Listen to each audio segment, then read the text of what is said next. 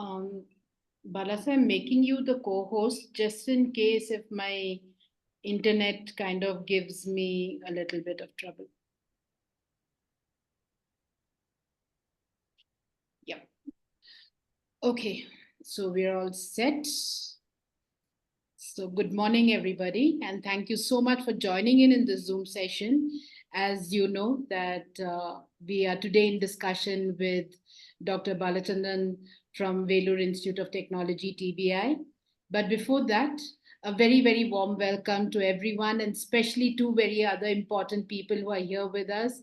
My associate colleague, mentor, and coach here, CK here, Cherian, and Hafiz Bhai, my again business partner, friend, and associate here. So having all of you here is great, along with other founders here. So a very quick welcome. There are three sources of release this session is going to have. So very warm welcome to Salma Musa Talks. As always, it's a Saturday morning and we keep releasing these videos. And I do not start my videos without telling everyone who's viewing this to subscribe to the channel. And if any of you here who have not yet subscribed, oh, I'm going to come after you guys. You know that, right? I don't let you off the hook so easily. So please do subscribe to my channel, and a very, very warm welcome. For me, it's a very special session. It's something that I always look forward for. Dr. Balachandran sir and I have been associated, what now, almost 2 decades, sir? Yeah. Almost 2 decades. We're getting there, right? So we started working together for the startups, for the ecosystem, and it all started when things were just popping up in India as an ecosystem itself. There was nothing much happening in India. And there were one or two meetups happening in Bangalore in coffee shops, and we were connected, and I reached VIT, and from there began the journey, right? And I've seen him very closely work with startups in such an inclusive manner. Especially, he comes with a beautiful mix of deep technology knowledge, the making those technology commercially viable and enabling those technologies with the right expertise, the domain experts, the grants from governments, and global exposure is something that which he brings beautifully, all this with a mix of a humanized touch to it, which is very rare as per me, which I see, right? Most of the times you will hear jargons, you will hear, a perspective from the mentor directly, not looking at it from the other side. But that's what he brings today. So, very, very warm welcome, sir, having you here with us, as the panel is a brilliant, brilliant opportunity for everyone here. And along with you, we will be opening thoughts and questions to CK as well on the point, because CK and I have been working closely in the last few months on these topics very specifically. Because the more we both researched individually and together, what we realized is, at least in the Indian ecosystem, the culture of creating a culture to bring about customer delight is absolutely not addressed. There's a big huge gap there, and that's why we want to put in as much effort, joint effort, individual efforts, to make sure that we not only nurture large companies, but we also bring about the culture and the thought process in young entrepreneurs such as all of you guys from the beginning, right? It's easy to set things right from the start rather than to undo, unlearn, and start again. So, keeping that in mind, let's get started. The topic is amazing. So great to have you guys. But, sir, as always in our events, you always give the audience a quick chance to introduce. Do you think, CK and Bala, sir, do you think we should give them a chance to introduce themselves, 30 seconds each, and then get started? Or do we get started with the topic? The floor is yours. No, you may give them an opportunity to introduce. Perfect. So, with that note, let's go ahead. To everyone here, 30 seconds. Quickly, the industry that you're in, what you're working on, and a little bit about you and where are you from. Over to you. Let's go ahead. I think I'll go ahead with Nagraj, one of my founder who I'm working very closely with. Nagraj, floor is yours. Hello, good morning. Nagraj here. I have some 20 years of business experience and 15 years plus technology experience in multiple domains. Right now, I am running a startup in agrotech. We are trying to redefine the supply chain so that we can bring the harvest right to the doorstep, the typical farm to fork model in a bit different way. And we have our values to redefine the environment and the sustainability in a different form. Thank you. Thank you, Nagraj. Hari? Good morning, Salma. Good morning, everyone. Good morning, co-founders. I'm Hari. I have a co-founder with me, Saju. We are experienced and our industry is real estate, commercial real estate. And I personally carry more than 2 decades of experience in data analytics with respect to commercial real estate. And we have been working with various companies in the US and the UK. Now we are a startup. We are a startup with a focus to digitize the operations related to real estate, commercial real estate in specific. So our product and startup name is HiSpace, and our vision is to how much we can contribute towards digitization of real estate operations. Thank you, Hari. Ashfaq? Yeah, very good morning to all of y'all. And it would be an understatement to say that I am amongst such great minds and tremendous amount of experience that I can see on the screen in your introduction, Salma. That was great. Myself, Ashfaq Motlekar, founder of Metamorphosis. We run mental wellness and emotional well-being training programs. So that is basically what the industry we are in. And I hope to learn and apply, not only learn, apply to what we are doing. So that's it from me. Thank you. Thank you, Ashfaq. Altaf? Good morning, all. Myself, Altaf. I am a food technologist. We are trying to build a food industry that basically deals with nutritious rice, also called as fortified rice. We are making it compatible to all age groups and trying to combat the micronutrient deficiencies in the entire population. I would give this a short introduction. Thank you very much. Thank you, Altaf. And Aditya and Rahul are co-founders. But Rahul, could you go ahead quickly, please? Sure, it's so nice to see everyone here. Thank you, Salma. Thank you, Nachikev. All right, so this is Rahul. I have about, till you see my handsome face, my camera takes some time to switch on. Till then, you get to know that I've had about 20 years of work experience. And a major part of that happens to be into branding, entertainment, media, and also learning and development. So yes, varied fields. So I'm here for Injif. Injif is my that's the startup that I'm founding. Injif hopes to inspire you in a jiffy. So we are hoping to get you content that inspires you, educates you, informs you, entertains you. And yes, this is a great opportunity for networking. We're starting off with the OTT platform. So that's what we're developing right now. It'll be great to actually have some information from, I see that, there are experienced guys here in tech. So that'll be great. And of course, Ashfaq also can utilize our platform in his startup. Okay, thanks again. I look forward to the session. Thanks again. Thank you so much. Thank you, Rahul. Thank you, Aditya. So let's get started. So let's jump in, like deep dive right on the topic, right? And one of the most important thing, I'm going to throw this out to the panel just there, right? Is a satisfied customer as good as a happy customer?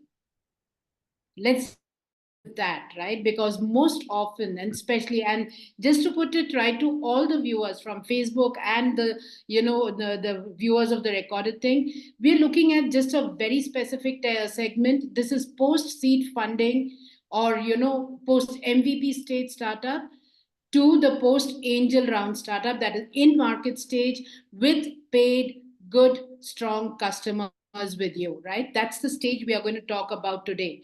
So do you think, question to Bala sir here, let's get started. A satisfied customer is as good as a happy customer, sir. Over to you.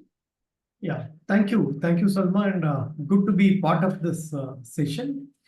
So according to me, the satisfaction comes with meeting just the stated needs. So whenever there is a requirement, you comply to that requirement, the process gets over, it's all getting checked in all check boxes. So this is the minimal thing.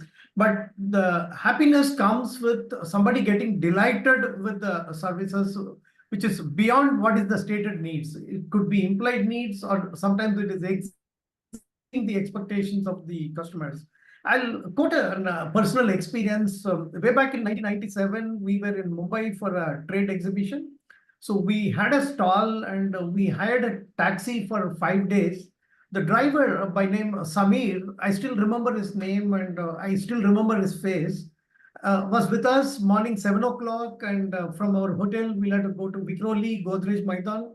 The exhibition gets over in the evening 7 o'clock, and then being youngsters, we were roaming around in Mumbai roads. So until 1:30 a.m. the next day morning, he was with us all through without any bit of complaint or more than that. The first day he accompanied us to the stall, stayed there for an hour or so, and then volunteered to help us throughout the 5 days in the stall. So within half a day, he picked up what we were speaking to our customers. So whenever we were on tea break, lunch break, he was acting as if he was our representative. It was okay for him to just stay in the car or make some uncharted trips and make little more money. But this simple act, it showed how exceedingly one can exceed. After 27 years, if I can remember his name, I think this is what it means. So somewhere the delightment should come with the internal readiness of the employees or the founders to exceed the expectations in whatever way possible. So this is my simple response to that. Yeah. Beautiful. I think that's an excellent way to get started with the session. Over to you, CK. Your thoughts on it? I think satisfaction is a one-time experience. Okay, you try the company, the company gives you a product or a service, or you call the call center and you get one-time experience. That okay, you're satisfied with that. I think happiness is something that happens over time. When I think consistency of satisfactory experiences is what will make it happy. Saying that, look, I really love this company, I really love the service or product that they're offering, I really will only think of going back to them. So I think that is to me, that is the distinction in terms of, will you go back to that company again to buy something or to, get a service, right? That will come only when you're really happy and, you've gone into that delight mode to some extent. Yeah. Perfect. I think beautifully put by both of you, the difference between a satisfied and a happy customer, right? Now let's just take one step back and think about what is the kind of investment and things that the company or a startup does at an initial stage, especially, right, to bring about a culture that will focus towards a delighted customer. Because most often a founder is at an early stage looking at releasing the product or hiring the people or firing the people, or there's always a firefighting, right? So I'll start again with you, Bala sir. What does it take for a founder to invest, think, or set a culture in the company to focus on delighted customers? Yeah, as a company, especially the startup, when it gets into a firm mode, which is beyond being a startup, going as an enterprise, having regular traction. So the tasks are too demanding for the founders. They hustle on the product, hustle on the customer deployment, also on the financial processes. So it's too much of a stressful environment. But the underlying fact is the very purpose of this business is to serve the customers. So if there is no customer, there is no business. You have to shut shop. So if that underlying element is clearly anchored in the minds of the employees, and the culture is also quite important in this. I again love to quote one story. I don't know whether it is a fictitious story or a real one. I heard this when I was in US for the first time way back in 2007. So this is about Zara, the store. So a person from East Coast travels to West Coast for a day's meeting. Due to some reason, the meeting gets extended for the following day. He runs out of clothing. So, and the previous night until midnight, the meeting goes on. So early morning, he walks across the road. He finds a Zara shop. It was 7 a.m. in the morning. And he asked the security guard if he can be let into shop. The normal response is the store opens at 9 a.m. or 10 a.m. But the security guard is so empowered when there was a customer at the door. So he opened the shop, asked him to pick his clothes. So at the time of billing, both were perplexed because the systems won't allow billing before the billing clerk comes and switches on. And then the security guard tells him, why don't you come later in the evening after your work and do the billing? I'll tell the billing. And this guy walks and completes his business. But the underlying message is, even if a security guard could be empowered to this extent, so that's where the brands play. And but most of the times, we even very, very reputed brands, the kind of responses we get in the customer support function, even some of the online shopping portals, to return a product, you will have to keep scrolling down and search for that link. So that's the kind of UI experience. Many times we feel we are shortchanged after the sales is over. But there are situations where the people have to be empowered to go beyond their roles, and complete delegation looks very fictitious, but at least we can aspire to get there so that we can be a different organization. Yeah. Very, very true. This time when I pass it on to you, CK, I want you to take bits and pieces of what Bala sir said and take it forward from there. Your thoughts on that? No, I think what Bala sir said is very true. I think it's fine. Finally, it's the empowerment at the lowest level in the organization, right? True. If you go to the restaurant, it is the waiter who is serving you. That is the experience, right? Not the owner of the restaurant. Owner of the restaurant can be sitting in a nice air-conditioned cabin, but if you don't get what you ordered, or you don't get what you want, and the person doesn't check with you, are you happy with the order? Are you happy with that? That's culture. That's culture. And that culture comes top down. But if the person at the bottommost level is not empowered, it could be the retail showroom person, it could be the call center person, like Balasa said, you call up and you just keep listening to music for 5 minutes. That's the end of your experience, right? So that culture is something which gets set at the top, but it has to trickle down to the bottommost level. And I think that is, to me, the real test of, has the culture become a way of life in the organization, or is it only something that is spoken about in the conference room? I think that, to me, that is the fundamental point. Yeah. Absolutely. So for everyone here, this is the first time, including, in fact, Hafiz Bhai and CK. Even for you, it's the first time, but Bala sir knows this. So now let's get to our very specific, candid style of doing this event. Are you ready, sir? Because that was one signature style that we always had, both of us. We never gave jargons what the Googles will give you, or the, the beautiful, amazing speakers of the world will stand on stage and speak. We would always give it hard hitting to the audience, as harsh and as they can hear it, right? So we've been known in the industry for being that. Anytime we both have gone on stage, the audience knew that they're not getting anything else but the harsh truth. So let's get started with this very important question, Bala sir, to you. What are the top very common mistakes that founders do when they recruit or they build teams, keeping in mind that they want to build a company or a business or an offering to customers, and they miss the point of customer delight? Some harsh, hard-hitting truths. Yeah, the first and foremost point that comes to my mind is they're in a hurry to execute. So in the process, the hiring takes at the whims and fancies of the founder's likes or dislikes, rather than the fit for which the person is hired. And so I've seen in one particular startup, the founders sat with the fresher for almost 6 hours. And it was not an interview, it was a conversation spiraling over 360 degree of life, and in between interspersed with some technical questions.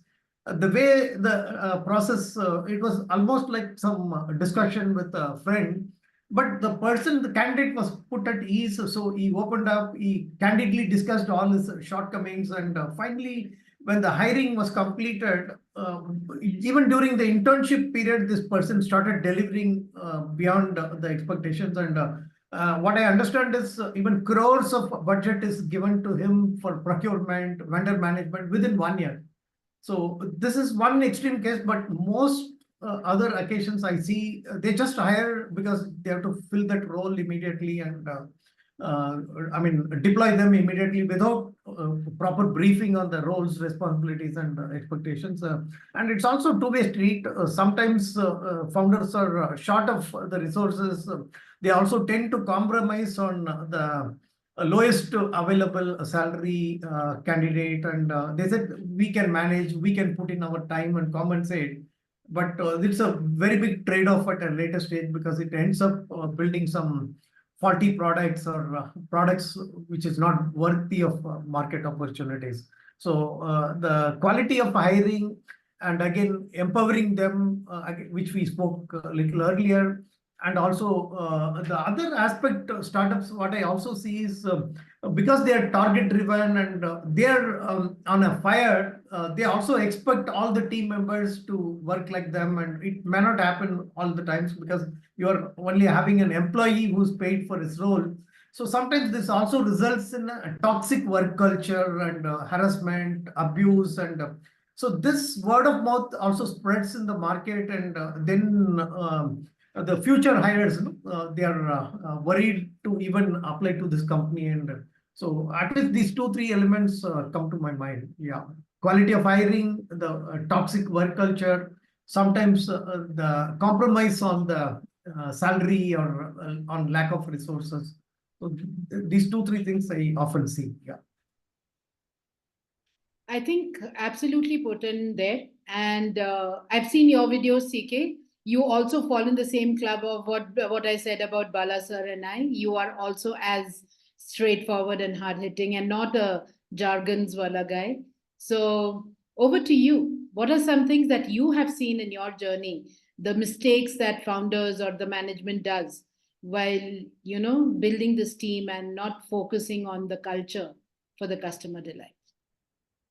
I think a lot of the points which I want to talk are similar to what Balasa said. Only I'll give it from a experience of a customer I actually worked with. I started mentoring, I think 14 years back, 2010.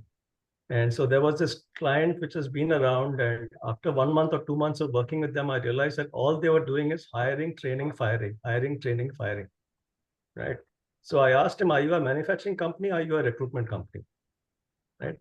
All your management time is going into hiring people. After 2 months, you say, no, they are not good. They're not delivering. They're not good. And you ask them to leave, and again, you're hiring. So the company was never able to achieve its business goal because they never had enough people who were stable in the system. So the constant, churn of people that was coming in. So they were never achieving their business numbers, and they were blaming the employees. So I think the culture problem starts there when you start blaming the employees for problems that you are creating as an owner, right? The problem is started by the owner. And then they blame the employees saying that this person is not doing a good job, this person is not doing a good job, and you should discontinue. So that is one point of it. I think second one is hiring the wrong person for the right role, right? Because of budget constraints, maybe like Balasa said, right? They want somebody to head the e-commerce business. They wanted somebody to head the retail business. They want somebody at 3 lakhs and 4 lakhs and 5 lakhs salary. So I had to tell them that, look, if you want somebody to head a big business, you better pay that kind of money. Otherwise, don't hire the person. You will only end up hiring and again, losing the person and again hiring. Finally, you'll spend much more.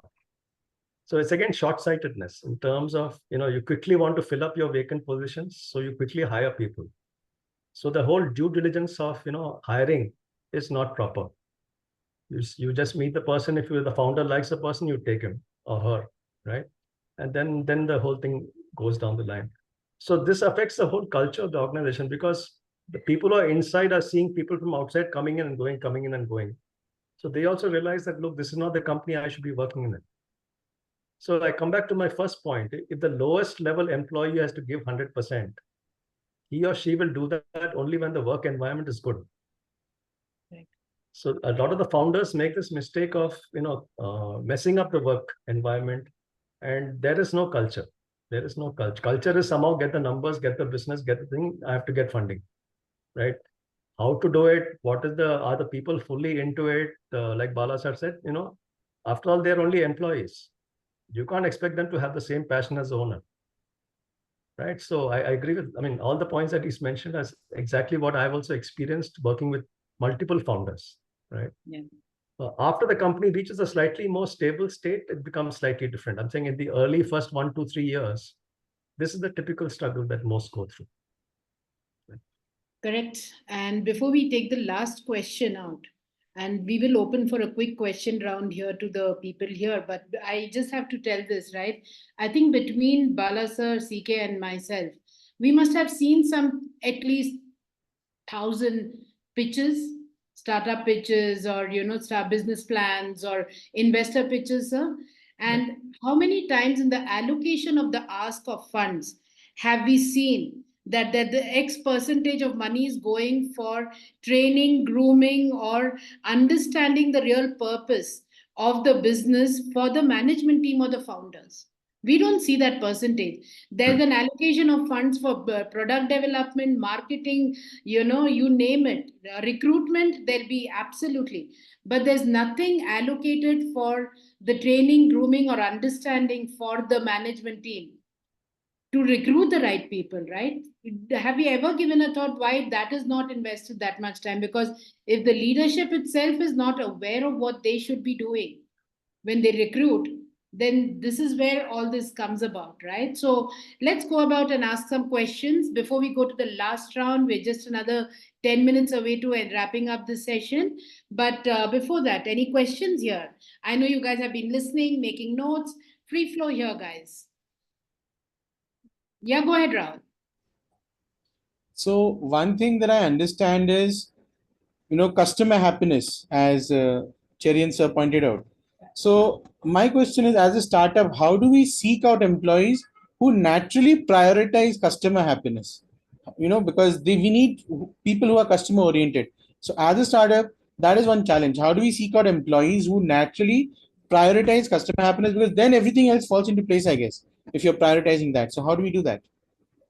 I think CK can take this and then Bala sir can also add on to it. Go ahead, CK. Yeah, I think my experience when the CEO or the founder takes customer experience as a business goal, most of the business goal is I need to achieve so much revenue, I need to achieve so much profit, I need to achieve such level of customer satisfaction is hardly ever a business goal, right? So when a CEO or a founder takes customer experience as a goal, then what happens is, I've seen that when you're working with teams, even a small team of 2, 3 people, 4 people, right? They all start contributing. What is it that we can do differently? What else can we do differently? Do we need to relook at our policy? Do we need to relook at our pricing? Do we need to look at our service approach? Do we need to look at what are we communicating as in our marketing material, right? Mostly the junior people are not involved in these discussions at all. And if they are not involved, you can't expect them to deliver what the CEO is expecting. I think it's a lot of communication internally. When you start involving the people bottom up, right, that is when you see the real change on the ground. Otherwise, no. So it's not just about the hiring. It's about, Salma spoke about the training part.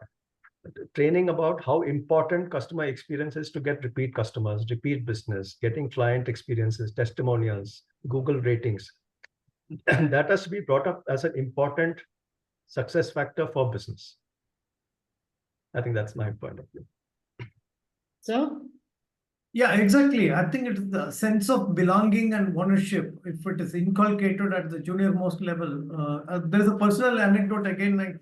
When I was transitioning from pure technical shop floor function to techno commercial role, I was thrown in the open and involved in all kinds of discussions with the customers, including pricing, costing. Though I bungled a couple of times, there were some losses.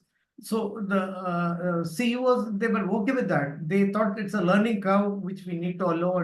But eventually, each of the customer assignments, the ownership was within me, and I had to get things done in the internal structure. So that kind of, how do you bring in that kind of sense of belonging and ownership across the spectrum? So there lies the key, and I think Mr. Cherian also nicely pointed out that, yeah. I just want to add very specific, very important part to what you said, Balasa, is sense of belonging and ownership with the focus of the customer delight is the key here. Because I think my own experience, you've seen it in the front row view. Every team member of my previous venture was totally belonging to that organization and was totally committed. But the focus was not customer delight. The focus was just the team delight, right? So having the sense of belonging, having the sense of ownership, but with a clear focus of the customer happiness. I think that's where the founders play a role. What do you say, sir? Exactly. Because for a young stay of the business, so I'm being very candid here. In a small setup with around 20, 30 people with the founders, or even 50, 100 people also with the founders, that sense of belonging becomes attachment. Attachment becomes fun. Fun becomes outbound parties, and it never results in anything. Let's be very clear. I'm going to now ditch the diplomacy here and I'm going to just throw it out at you, right? So, how does that happen, right? The belonging is there, but the belonging towards an outcome of customer delight doesn't happen. So I think that's the key. Over to you, sir. Yeah, I think if you see the Maslow's hierarchy of needs, no, basic to self-actualization. When somebody joins an organization, so the expectations are different as they grow after a year or two. So if the managers or the CEO is not sensitive to those personal needs, a person who cannot be treated as an intern, no, after 2-3 years, and so at each stage the psychological needs of the individual keep changing. So I think the founders also need to be very, very genuine rather than the pizza parties or playing cricket in the office, which is okay to have some fun. But beyond that, if they could also understand what their individual needs and aspirations, it's okay if somebody wants to pursue MBA after 2 years. I know one company where the CEO hires people who will pursue CAT and join IIMs after 2 years. But the kind of mentoring he was giving, it's at least a 6 out of 10, 7 out of 10 of his employees. But those 2 years, their commitment to the company will be 120%, nothing short of that. So these kind of requirements have to go in a very, very genuine manner. So this is not neither a bonded labor kind of a situation nor hire fire as Cherian was mentioning. So somewhere one has to be very, very genuine to the individual's aspiration and needs, and then comes this sense of belonging and ownership, which I mentioned a while ago. Absolutely. Absolutely. If there's anything CK wants to add, otherwise we can open for another question before we go. No, I'll just give one more example from a client I have in Bommasandra industrial area, right? And again, it's a family business which started off, and what I like about him is that he always says, CK sir, I am responsible for these 50 employees and their families. So he does not consider them as employees. He said, look, I am providing for 50 families. So it is my responsibility as CEO to look after them and make sure that they are happy doing what they're doing. I think once you start with that kind of an attitude and mindset, that they're not just employees, they are family with me. A lot of corporates use the jargon, we are all family, you're all family. That's only jargon. Right? But when a business owner actually starts treating their employees as family and they feel comfortable working with that company, they don't want to leave that company, right? And moment you have continuity for 1 year or 2 years, that is when you get the best out of the employee. The first 3 months, 6 months will go into just settling down, understanding the roles, contributing. Moment they are into the second year in the organization, third year in the organization, they start really contributing.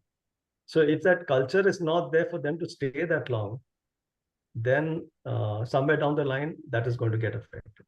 So I think that, again, it's a mindset of the CEO that, look, how do I treat my people? The one thing that we keep collecting, at least for me, takeaway in both your conversation is the maturity, understanding, the grooming of the CEO or the founders, right? That keeps coming and hitting back at me from whatever we've been discussing. Any questions? Any more questions here? Yeah, two questions actually. May I? 1 minute, Ashfaq. I think Hari can speak and then you can go ahead. Go ahead. Yeah, okay. Now, one question on the sustainable factor of the culture, right? So when we build the culture, like Salma had mentioned in the last answer, so when it is 20, 5 employees, 20, 50, and as long as the founders are close to the floor, it's pretty easy to carry the same culture. That's one step. The other aspect is when the growth is organic for the leaders. Like, so once we start delegating, we build the second row leaders, and they grow organically, right? So at that time also it is easy to maintain the same culture, but due to demands and due to deliveries, we start hiring at a lateral level, right? So when we do the lateral hiring, that's when the challenge is. So then the culture changes. It's a good thing also because we have new thoughts, new things coming in, but that is all from a service delivery. It looks pretty good, but from a culture, there is obviously, I mean, there is a diversion, there is a change, there is a rift, there is that small gaps. So how do we handle that cultural fitting when we grow and also have a lateral hiring? I mean, how to make it sustainable in the long run? Bala sir? Yeah, I think it's going to be a perennial challenge. Any growth oriented company with a lot of lateral hires, this has to evolve, and so it's a continuous loop of learning, correcting, learning kind of a cycles. So there is no single prescription that can solve this. But one thing what I read and understood wherever it is working is the open communication of the top management team. So if the channels are open and the access to the last employee, there is a transparency in the operations. It's very, very difficult as the sales organizations go in the hub and spoke to another hub. So it's going to be practically very, very demanding and challenging. But if the communication channels are open and periodically, if the CEO is also accessible, available, like some of the best Western examples where the connect is very deep, and the employees feel if there is a grievance, I'm in a position to reach out to the top and get it resolved, and the whole channel is open. So this is one quick thing I can think of. Yeah. Anything you have to add, CK? No, I think this culture integration is a challenge not only in startups. In fact, I've seen that in corporate also, right? When I was CEO at Airtel here in Karnataka, my chief technology officer was from MTNL, Bombay, a typical public sector telecom employee. My CIO was a colonel from the army. My head of marketing was from the music industry. My head of sales was from the office automation industry. My entire leadership team were from 6 or 7 different industries, totally different ways of working, right? And they all came and joined one organization. I think my role as CEO is only to integrate them into one common unit.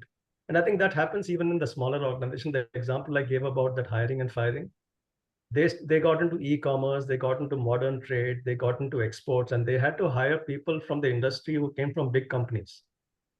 And big company people coming into a small business, it's a major problem.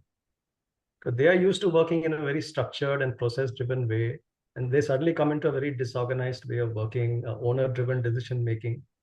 So I think for a CEO or founder, when you're hiring somebody, make sure that they are likely to fit into your culture. I mean, a lot of them will come and work for 3 months and say, this is not the place I want to be in. So I think it goes back to the due diligence during the hiring process. Take 1 month more to decide on that person instead of rushing it, right? Because you make the wrong decision, then you're going to be paying a price for that. So I think culture integration is very important, because even at the junior level, people are joining from all kinds of companies. Right? It's not one single industry that they're joining from. Then how do you bring that cohesion together? I think is very important. Yeah. Perfect. One last question, Ashfaq, to you, and then we'll kind of conclude. Yes, yeah. Two short questions. Yep. One is, okay, one hears of any number of success stories where the founder does the job of a clerk as well as being the boss. And on the other hand, you hear things like delegate. So where's the balance? Okay, and that's number one. No, let's answer that question first. And Ashfaq, which expert do you want to, give the question? Both of them for sure. So both of them it is. So let's start and with your final Bala, comment as well. Yeah. Salman, the first part was not clearly audible. The second part, I heard delegate, but the first part was not very clear to me. The success stories that you read about, okay, the founder is doing the job of a clerk as well as being the boss. So, and on the other hand, you have things like delegate. So how is the balance achieved? I mean, how does the founder navigate through this? The quick response is this is actually art of transitioning from a startup founder to a structured organization. So if it is extremely difficult, if the passion of the founder is not allowing him to delegate, I think the ideal scenario would be to step down and hire a CEO and stay as a founder. That would be the best possible. But Indian culture doesn't allow. The founders want to get married till the death of the venture. They don't want to let it go. But philosophically speaking, they let go. And even in personal lives, when your child grows beyond 18, you have to let go. You cannot hold them and even start dictating how they should run their families. No, it's a cultural barrier. Typically, our Indian culture has this sense of protection, owning for ages. So somewhere that detachment also should be there. Staying attached with a sense of detachment is what I would call it as an appropriate way. CK? Yeah, I think this delegation is one of my favorite topics. In fact, I have a video on delegation. So I think I'd share that with Salma also. Have a look at that, because I think delegation comes from a position of security. The founder himself is not confident that if I give the work to one of my team members, it will get done properly. Chances are he might delegate, but then every 2 hours he's asking what happened. That is not delegation, right? The delegation is when you have built up. I think Salma spoke about the development. When you develop your team members to a level where you know that out of these 5 people, to these 2 or 3 people, I can delegate. I know once I give it to them, kaam ho jayega, right? Work will get done. But with these 2 people, if I give it to them, they may not do it. I need to follow up with them, right? So I think again, as an owner, over time, you will know who are your team members to whom you can delegate and trust, and who are the ones you cannot delegate to. I think that also comes over time. When the team has worked with the owner for some time, delegation is based on trust, and getting the trust of the owner takes time. So I think it's a two-way street. The person below has to gain the trust, the person above has to give that trust down. Let's say that, and I think that's how it works. It's a two-way street, all right. Ashfaq, your final question. Go ahead. Yeah, thanks a lot. Yeah, the question is how, when you want to align a team member with the culture or the vision, is there to be a very intensive briefing or training initially? How much time does one spend on that? And also, how much time should one give to a team member to align? It cannot be 100% match from day one. So how much time should one invest in so that the team member aligns with the culture and the vision of the company? You just made your 2 questions into 5 questions. I see that. But CK, till Balasa answers that, I'd request you to put the link of that video on the chat, because I think they could take it, and then you can take the question. Over to you, Balasa. Yeah, the first aspect is if it is for a junior level hire, I would suggest a period of internship and orientation guidance, kind of a dithering to see for a 3 to 6 months time whether the person will have a fit with the organization.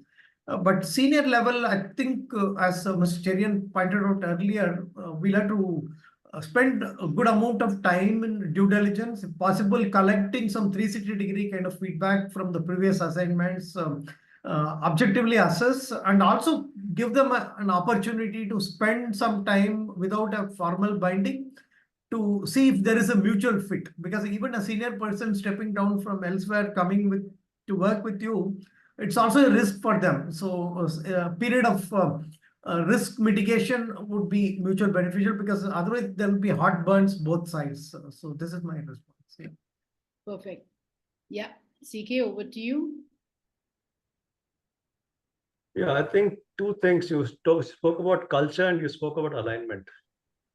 So I think it's the other way around. If there's no alignment, there's no culture, right? Because how do you create that alignment? Which means everybody in the team knows what they're supposed to do, how their particular role is contributing to the vision of the organization, how their particular role is contributing to the vision of the founder. So if the communication is not proper, then that alignment does not happen. If there's no alignment, you will find one department doing this, one department doing that, right? Sales will go and pick up an order. Finance will say, sorry, we cannot do it. We're not making money on this. So the department will start working in small silos, right? So that is the breakup of culture straight away. Then there's no culture because each department is looking at only what works for them, right? The finance person will only say, this is not good for the company. He'll go and tell the CEO. Salesperson said, this is good for the company because we're getting 2 new customers, right? So then the ego clashes will start between the next level people. And that is, I think, then there's no more alignment, and that is where the culture gets ruined. So I think the CEO's job is not easy. It's not easy being a founder.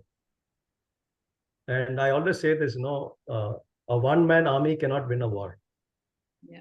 But I've written an article on this long time back. Most of the owners are one man, right? They have to be experts on technology. They have to be experts on sales, marketing, finance, HR, everything. It's not possible. Not possible because the founder has come from some background. He or she may not have never worked in a corporate, may not never been exposed to a structured way of working. Suddenly they're responsible for everything, right? And everything comes onto their shoulders. So it's not easy. So I think you have to develop your first line, hire the right people, spend time developing them, aligning them, then only the culture would really evolve. It's a way I look at it. Perfect. Thank you so much. And with that, before we come to an end, to Bala sir and to CK, and this is not just for the team which sits here or the group that sits here. There's going to be a huge reach, and Bala sir, you already know my connections and reach, right? The segment is very vast. We just can't look at a small segment and give some takeaways. So the last thing here, and to you and to CK, is to the complete audience of this session, if you could give away 2 or 3 very basic takeaways which you would suggest for the culture of setting up a culture of customer delight. The floor is yours.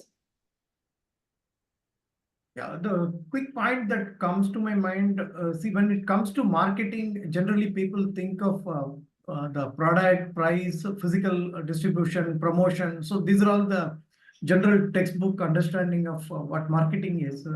But when we really look at the sustenance of the organization through repeat customers, what comes to my mind is the 3 R's: return of the customer, retention of the customer, and recommendation of the customer. So what I mean is return of the customer. So they come to you for repeat businesses. That means there is a sense of delightment and happiness beyond satisfaction. Retention is even if you launch another product, they are willing to test it and buy it, and there is a continued support because they believe in the brand. We all know about Apples and Googles of the world. Whatever they launch, there is a queue there to get that. And the third one is recommendation. How many of your customers will happily recommend to the future customers? So what kind of arrangements that are there in the company to have these happy customers to be a continued voice of your business? And so it's very, very difficult to think and implement, but unless these aspects are drilled down into the business practices, culture, employee engagement, employee empowerment, the systems and processes, there could be some cash losses at times because you need to exceed the expectations of customers. But if you really want to play it long term and be a significant player in the market, I think these 3 elements are very relevant and important. So I would like to stop here and thank you once again for the opportunity, and thanks to all for your patient hearing. Yeah. Thank you so much, sir. And just to kind of, please do give me a minute till CK finishes takeaways and we can conclude the session. Yes.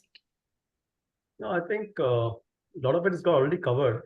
To me, the success of an organization, I remember once someone shared one slide, most of the companies start off with, this is our business goal is to achieve so much revenue and so much profit. That's goal number 1. Well, I put it the other way around, saying that your goal number 1 has to be customer experience, right? To achieve that customer experience goal, you need to take care of your employee experience.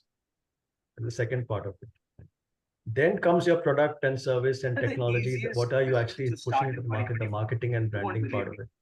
Once you put these three in order, right, that is when you will ensure the success of the organization.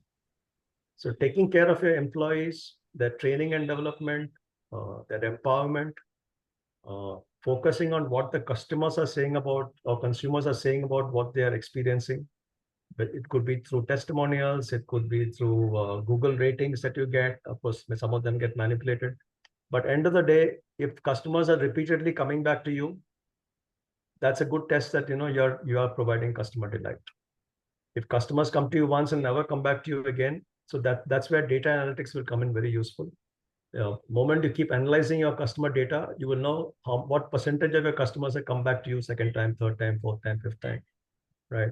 That is when you can say they are now moving to a loyalty stage, right? Loyalty also takes time. It's like trust, building trust with the brand, building trust with the company that these are a good set of people I want to work with. So I think employee first, then customer experience, then the results will follow automatically. Perfect. Thank you so much. And Hafiz bhai, my next interview session is going to be with you. I know I didn't give you heads up. I just like 5 minutes before told you, why don't you join? So please bear with me. But thank you so much to Bala sir and CK. And sir, as always, pleasure to host you. My gratitude from the bottom of my heart. But having said that, sir, this is the beginning. It took me 5 years to come back into this space of hosting events and conversations and building this community or the ecosystem. But just want to give you a heads up. From October, I'm in discussion with the French Tech government to open these, open innovation, deep technology series conversations and debates with experts. So I'd be coming to you for that. And Bala sir, we definitely need VIT TBI to work with us on those series which you're planning to start. But this is definitely not the last one or a big gap one. You'd be seeing a lot more of me. You know that, right? Once in and I'm in, right? I don't let go of you so easily. So thank you so much for being here. And CK, once again with you. I did not give you a lot of prep for this session, but you add so much value for this session. Thank you for being the panel, both of you. My pleasure. And for all of you here, thank you so much. And for everyone here, make the best use of the takeaways today. This was not just a session where you hear, get a feel-good factor, and go back to the same hustle, back to your businesses, right? Take something from here and start implementing. I think that will go a long way for you.